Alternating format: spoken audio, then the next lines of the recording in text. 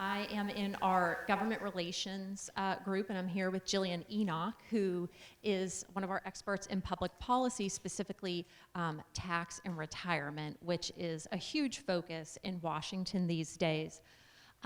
So we wanted to kind of, since this is back to school night, give you a little bit of that refresher with, if you want to advance, Jillian. Disclaimers. These aren't for me. Those are for you. Okay, perfect. We're gonna skip those. Okay. So just a little bit of a reminder of the players and the breakdown here, right? So it's been a while since we've had this 50-50 split in the Senate. It makes things really hard in terms of getting anything done.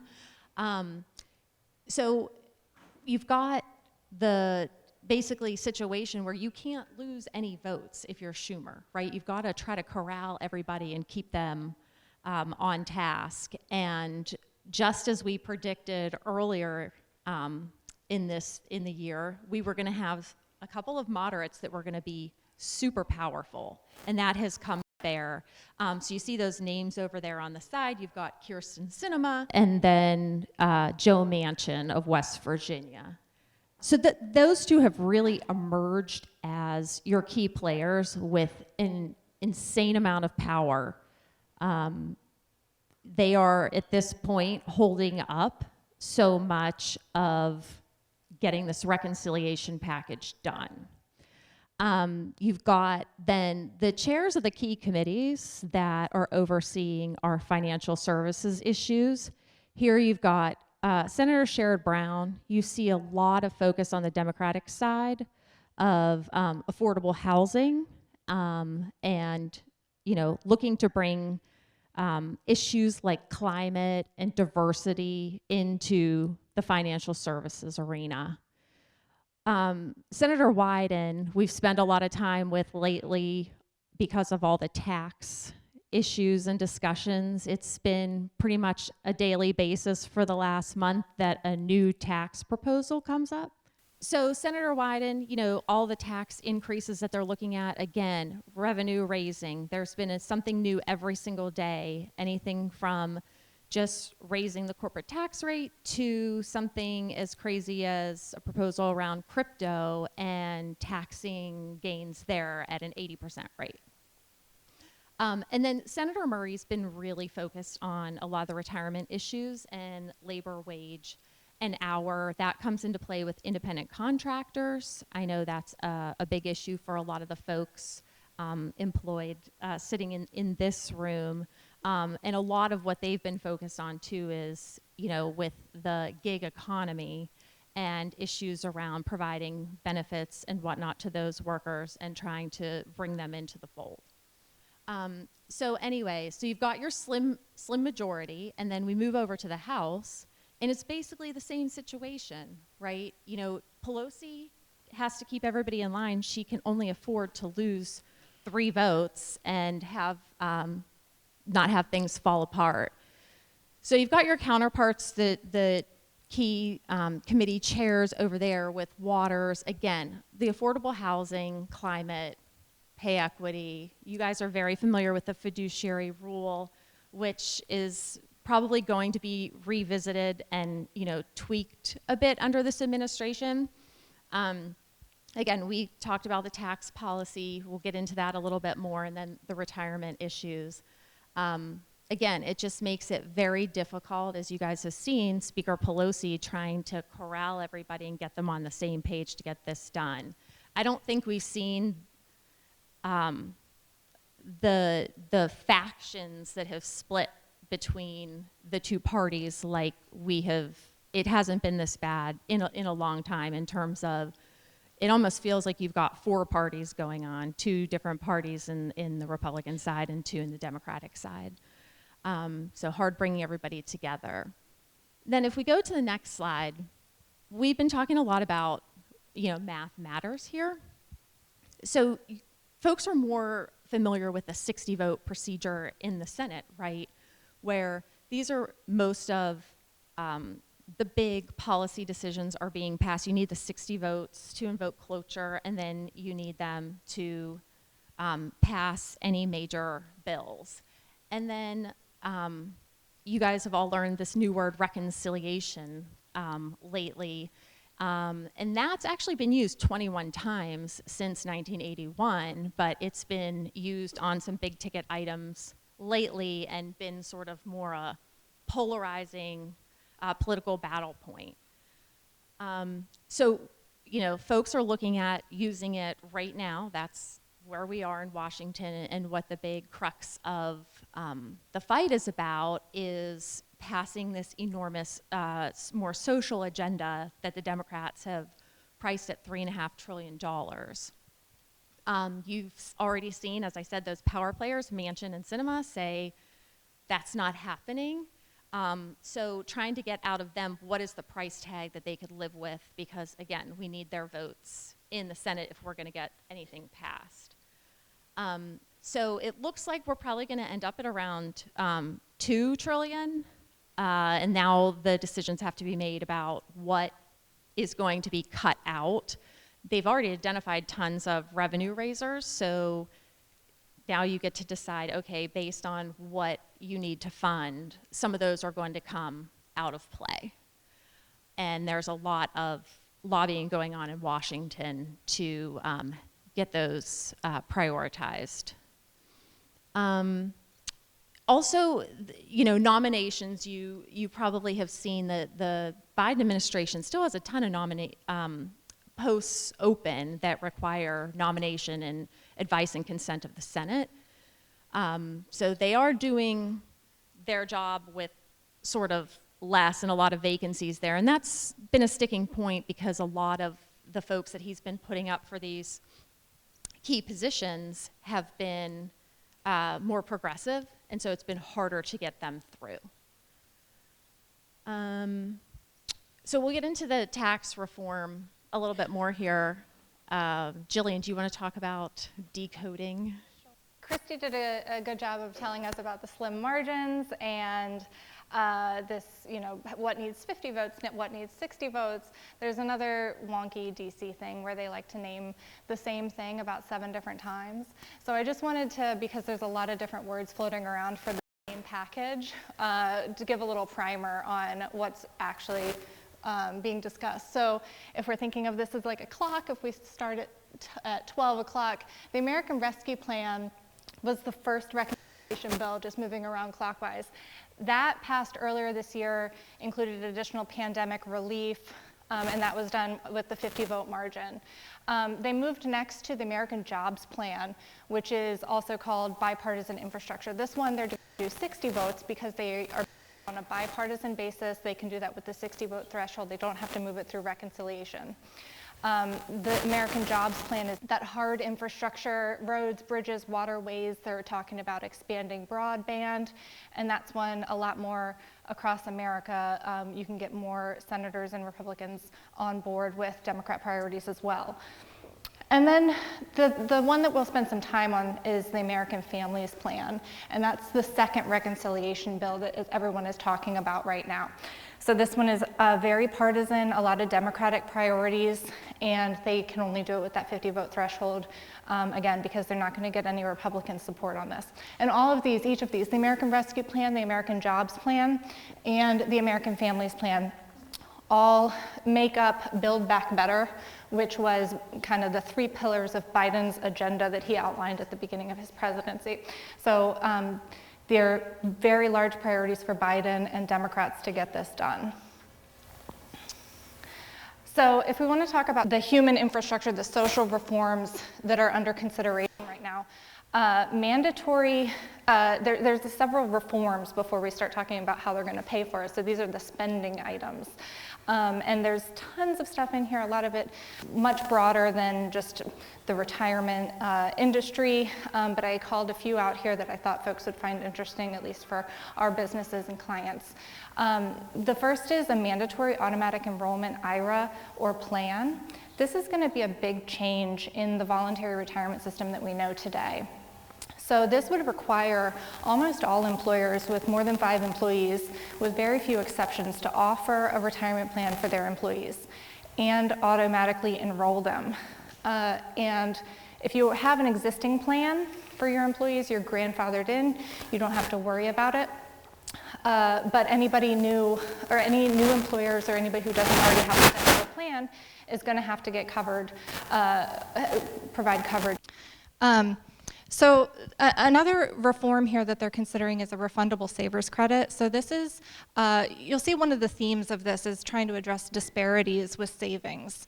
And so this would be, the savers credit as we know it today, you can only claim it if you are getting actually money back on your tax return. And so a lot of folks in the lower income spectrum can't or aren't paying taxes, so they can't get their credit for saving money into a plan or an IRA.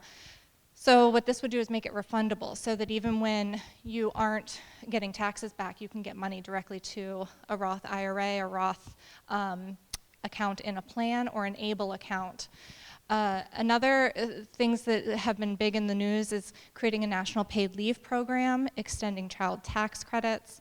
One of these that costs a lot of money, and I don't know if they're actually going to get it through, is expanding Medicare to dental, vision, and hearing benefits. They're also talking about providing universal pre-K, free community college, 2-year community college, and lower prescription drug costs. So these are just a few. Again, there's tons of infrastructure priorities across many, many industries that are included, but these are just a few that I thought these folks would find important. So next is, how are they going to pay for it? So these are the revenue raisers, which are going to hurt a little bit more.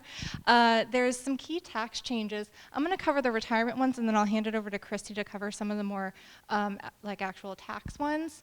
The three at the bottom here are retirement related. The first would impose a $10 million cap on savings, and this is aggregated savings in your defined contribution plan, in your IRA, in your Roth IRA. If you have $10 million, you're going to be required to, the year following, distribute 50% of the excess, and so on for years until you get that down under their new threshold. Again, this is with the trend of trying to address what they see as disparities in the savings system and kind of recalibrate those tax savings towards the lower end. Another big one is ending the after-tax Roth conversions starting in 2022. And ending all Roth conversions for high earners, and this is those making over $400,000, starting in 2032. Now, I know if you are familiar with Roth conversions, you know it's actually should be a moneymaker for the government, right? Because if you're paying taxes on it now, when you're converting it, then shouldn't that money be going to the government? But what they've done with that 2032 date is they've incentivized people to take this Roth conversion within the 10-year window, so that they can get their money within the 10-year window, use it to pay for their spending programs, and then sunset it as of 2032. And then finally, in the retirement space, they are going to prohibit, or looking to prohibit, certain IRA investments conditioned on your account holder status. So this is anybody who has like private placements of real estates, alternative investments. They're trying to prevent those from being invested in through your IRA. They just don't want it in those tax-advantaged accounts. Kristy, you want to cover some of the other taxes? Yeah, sure. You did a great job and covered a whole lot of them. I mean, I think everybody in this room is definitely concerned about their individual rate potentially increasing, and I do think that that's definitely up there in terms of if we have to sort of rank order what we're likely to see. The cap gains and dividends tax is interesting because that is one where, going back to Senator Kyrsten Sinema, as I mentioned, you know, her being sort of in a more powerful position here, said she's never raised taxes in the past and she's not going to start now. So she has actually referred on occasion to cap gains tax and the fact that she really is going to do everything she can to keep them where they are. So we'll see if she can win the day on that one. I'm going to put that one at more like a 50-50 chance there. So again, as we were talking about, just if we're going to look at more of a $2 trillion number for this reconciliation package, you know, they're going to have to figure out which programs get cut out because they had that $3.5 trillion price tag. And then the other lever that they can play with there is, you know, some of those programs, maybe they keep some of them in, but they don't have that long lifespan. Maybe they're going to end earlier, and then hope that they're popular enough that folks will want to reauthorize those and deal with that at a different point in time. So it's just the point to illustrate is that it's an extremely fluid situation right now. And just tons of dollars are being spent on lobbying at the moment. So going back, so state of play, right? Jillian mentioned there's no Republican support for this, you know, $3.5 trillion package, and not even enough Democrat support for that. But we started out, you know, in August, we were chugging along pretty well, right? Because, you know, finally got the bipartisan infrastructure package done, and that, again, was an easier one to focus on, bringing both sides of the aisle to get agreement on, because, again, it was the hard infrastructure. These are your roads and bridges and things that everybody feels like are tangible, and they definitely need them. Then, as we talked about with the reconciliation process that folks decided they were going to use for handling more of the social programs, you know, we got that budget framework adopted in the Senate, then we got it adopted in the House. The committees are working on the reconciliation text, so all the different committees have to then take the instructions that came down from, you know, the budget framework, see what those reconciliation instructions are, and try to put their bills together, and then the budget committees really work on sort of conferencing, if you will, and putting all those different pieces together. Well, Pelosi had set that September 27th deadline for the vote, and they did not have the votes to make that happen. So they quickly pulled that. Then we bumped up against our appropriations deadline, and as you guys saw, funding for the government came through just the night before. They kicked the can down the road with another continuing resolution. So that will take us up to December 3rd. And then I was hoping you might know if your watch was alerting you, but I think we may have also just suspended the debt limit also till December 3rd. Okay, perfect. I'm getting some thumbs up. So that was kind of late breaking news, but that just happened. So that's going to be interesting. It's going to set up just, you know, two more big issues to deal with, both come December. And then we also have this interesting issue that's still going on with how are they going to come to, you know, the House still has to take up what the Senate passed in terms of that bipartisan deal. And then you have this $2 trillion deal, which is the number that I think will probably likely end up at. But it's become this circular situation where, you know, the progressives have said, well, we're not voting for the infrastructure package, the bipartisan one, unless we take up the reconciliation package at the same time. Because there's been a lot of concern from their side that, fine, they give away all their leverage if they pass the bipartisan, if they give their votes for the bipartisan package, and then they have no leverage left for the things that they want, and that the final price tag will get ratcheted down even further. So anyway, so there's this kind of dance going on right now. Then the votes would be tied together. Maybe they wouldn't be. And again, they've kicked the can down the road. So the new deadline that they're aiming for is October 31st. And that coincides with when the Highway Transportation Safety Bill needs to be reauthorized. So you just have a situation where there's all these contingencies start, you know, sort of colliding here. And as you can imagine, too, people are thinking about the next election cycle. And we were talking a little earlier about all the politics that are going on here, and sort of, you know, McConnell blinked by saying, okay, we'll go ahead and extend, we'll give you the votes you need to extend the debt limit. But at the same time, you know, he's setting up the narrative that, you know, Democrats now have all the time they need in order to address the deficit in their reconciliation package. Well, that's not something that they want to do, because if you address the deficit through reconciliation, you actually have to put a number on it. So when that happens, you're looking at probably now a price tag of $7 trillion, and that's certainly not a bill that the Democrats are going to want to put forth and, take a vote on.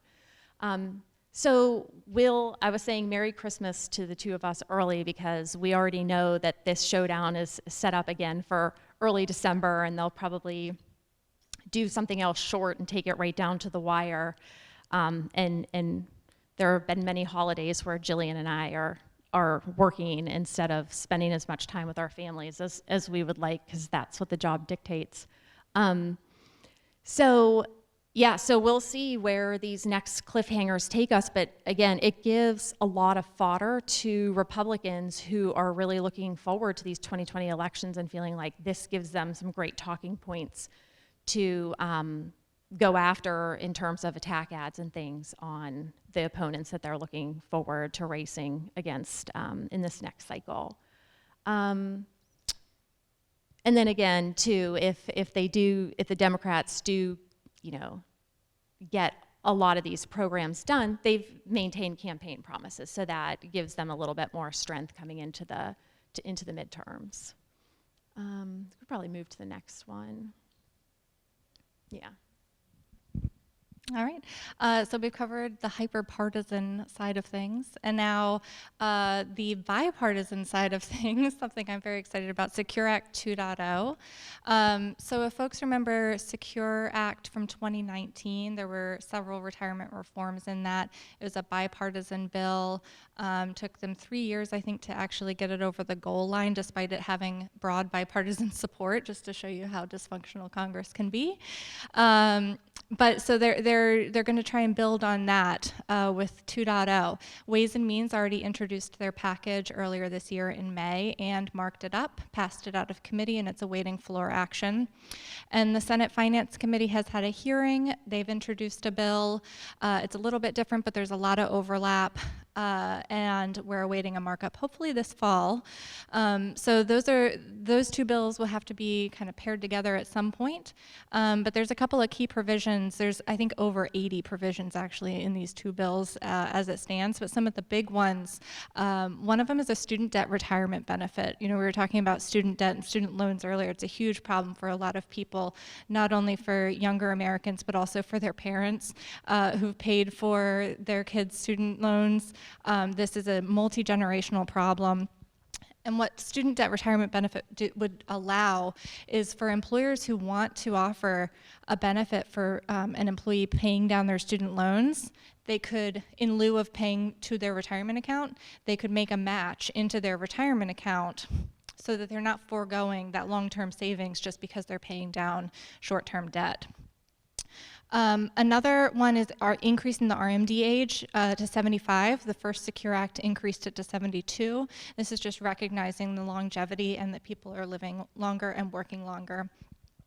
It also accelerates the long-term part-time eligibility that was included in Secure Act. That said if you're there for 3 years and a certain number of hours as a part-time employee, that you are then eligible for the participation in the plan. This would accelerate that to 2 years. It also would create a retirement savings lost and found. Think of this as like an unclaimed property, but at the federal level to help people find and reunite with their money. It would expand catch-up contributions for people who've had to pause, maybe because they were paying down student debt or buying a home or saving for their kids' 529, or for whatever reason they weren't saving as much as they could or wanted to in their 401k. Allowing for an expanded catch-up contribution when they're 60 and older so that they can try and make up for some lost savings as they're getting closer to retirement.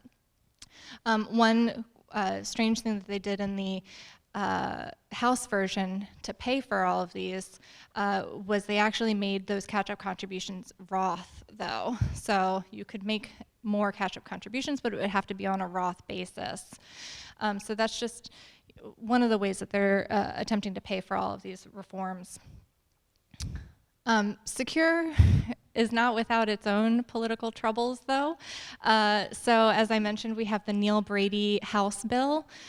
We also have the Cardin-Portman Senate bill, and they're a little bit different, but with significant overlap. But there's two other committees of jurisdiction here that kind of felt like they got left out of the first secure go-round. And so they've raised their hand and said, oh, I want to have a markup also and put my mark on this bill. So the House Education and Labor Committee and the Senate Health, Education and Labor and Pensions Committee have both noticed their intention to have markups and put their mark on it. Notably, Senate Finance Committee and Ways and Means are pretty bipartisan committees. They work pretty well together. The same cannot always be said of Senate Help and Ed and Labor. So this could insert some partisanship into what has already been a very great collegial, bipartisan, bicameral effort. So we really do hope that it stays that way and that it doesn't get bogged down in politics, as so many things do.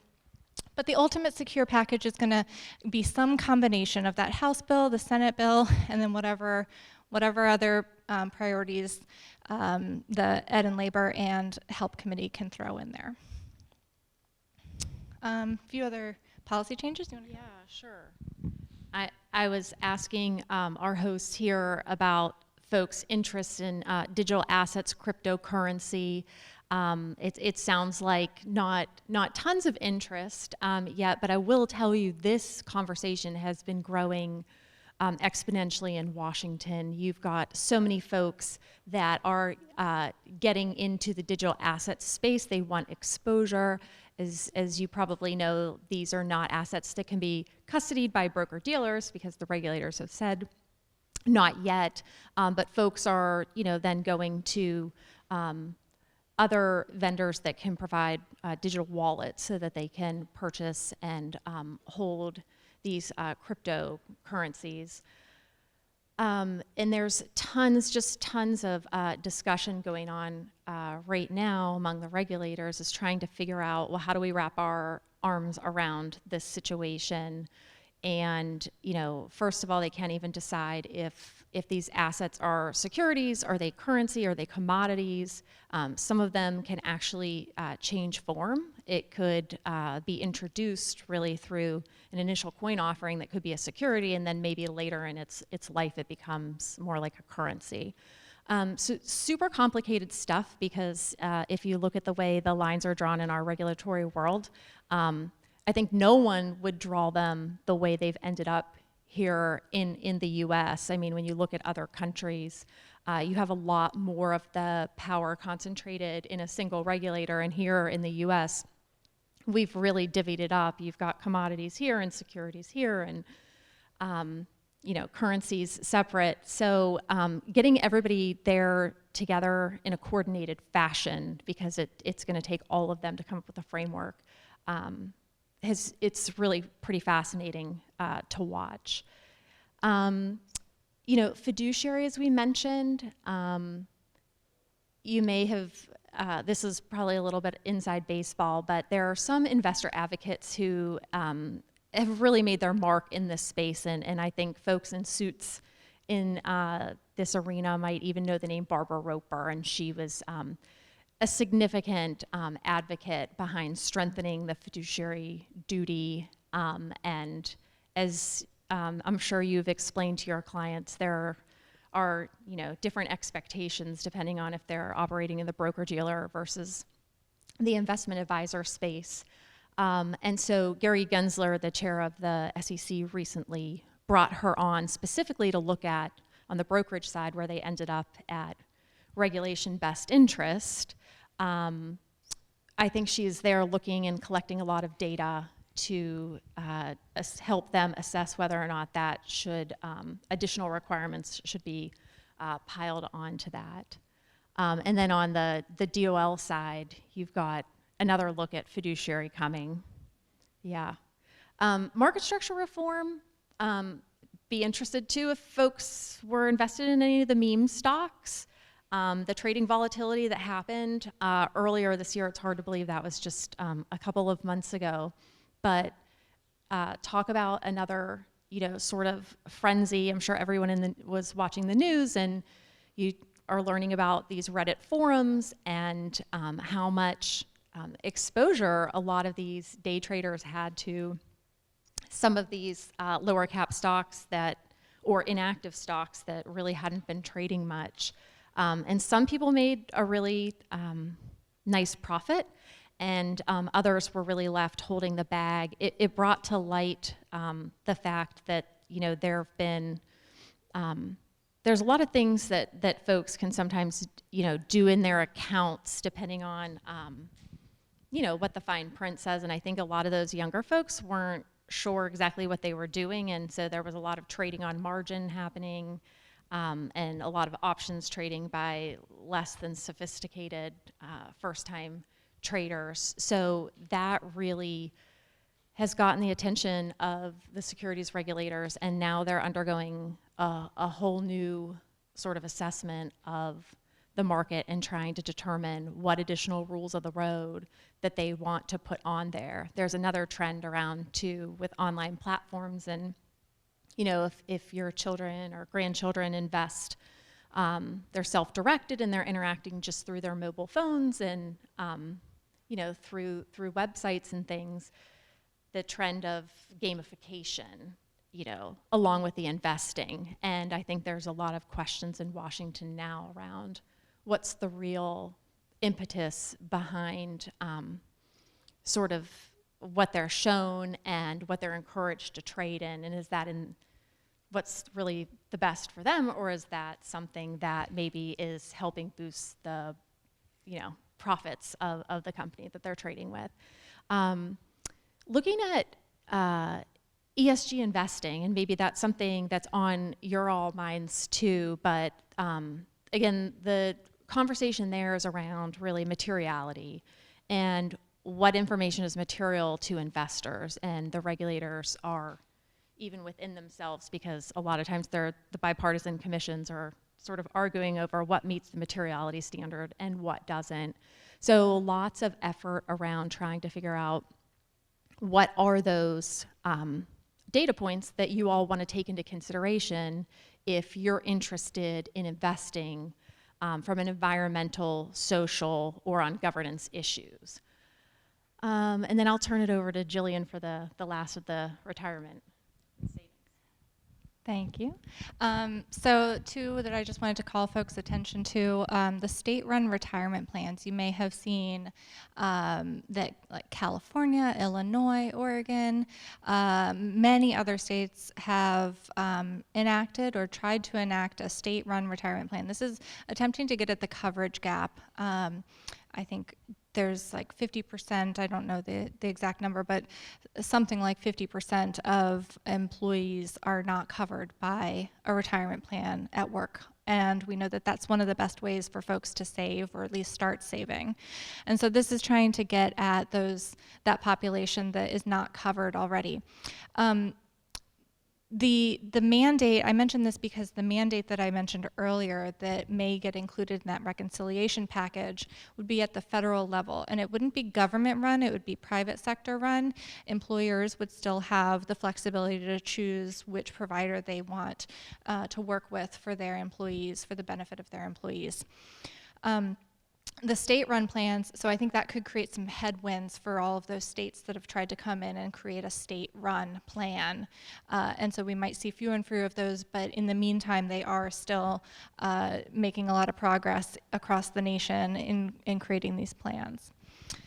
Another one is emergency savings accounts, and I think the pandemic really highlighted that emergencies, like people need to tap into their savings wherever that savings is, and as unfortunate as, we want to think that your retirement savings is locked away for when you need it for retirement, but often it's somebody's only retirement, it's their only savings, short-term or otherwise. So Congress is looking at ways to allow people, limited instances, to access that money without the 10% penalty, or finding ways that we can incentivize short-term savings without foregoing our long-term savings, and how they can work with employers and the private sector and service providers to provide that benefit, to make sure that people have financial security not only for retirement, but for the short term as well. We already covered a lot of the regulatory agenda in that last slide, but we want to put this one up here because as we started with, we've got a narrowed Democratic majority, which means that legislative action is not guaranteed. And so these regulators are continuing to take action in these spaces, and they all have very robust regulatory agendas. Three of the ones that we work very closely with are the Department of Labor, the Department of Treasury and IRS, and the Securities and Exchange Commission. And so I'll just cover the first two, not to repeat anything we've already talked about, but at the Department of Labor, you'll see some of those up there that we've already mentioned, but they also are looking at doing some more work in the lifetime income disclosure space, lifetime income illustrations to help people understand what their stream of income looks like, just what does their retirement savings translate to.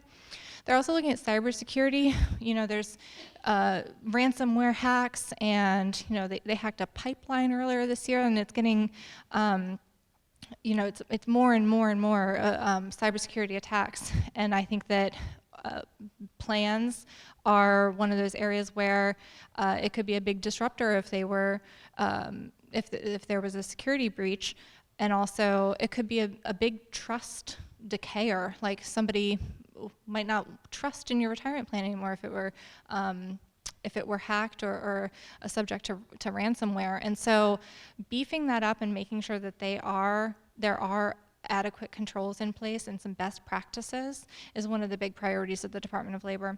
They also want to make sure that the disclosures that everyone receives, which if you're investing, you get a ton of disclosures, I'm sure you know, making sure that they have actually got some utility behind them, that we're not just papering everyone with unnecessary disclosures, that like they're readable and they make sense, and they make sense for where you are at your point in time for in your investing journey. And then 5,500 revisions, this is, you know, if you're a plan and you have to file your annual filings, because we always have to file things with the government, looking at collecting more information that way. At the IRS, at the Treasury and IRS, remote notarizations was one of those innovations that came out of the pandemic, out of necessity. And they're looking at, I think it's been a huge success in making sure that people can get notarized in a quick fashion, and also at their convenience and safely. So this is one they're looking at exploring, making it permanent. They're also looking at that student debt match I talked about earlier. This is on pause until the Secure Act moves or doesn't move. But if the Secure Act doesn't include or doesn't have a path forward legislatively, then I think the Treasury is going to take up looking at how to do the student debt match on a broader scale. And then there's a couple other in here, 5,500 revisions again. Guidance for pooled employer plans, which is one of those new things that came out of the first Secure Act. And then I think the rest, Chris, if you want to cover crypto.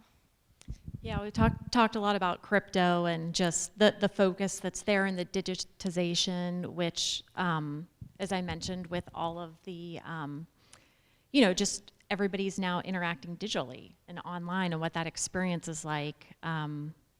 Market structures there, I'm sure you saw out of the meme stock trading volatility, this concept of payment for order flow that's really come under scrutiny too, and that's getting into the plumbing of how wholesalers and retailers who are executing your trades, sort of what's the compensation model there. So lots of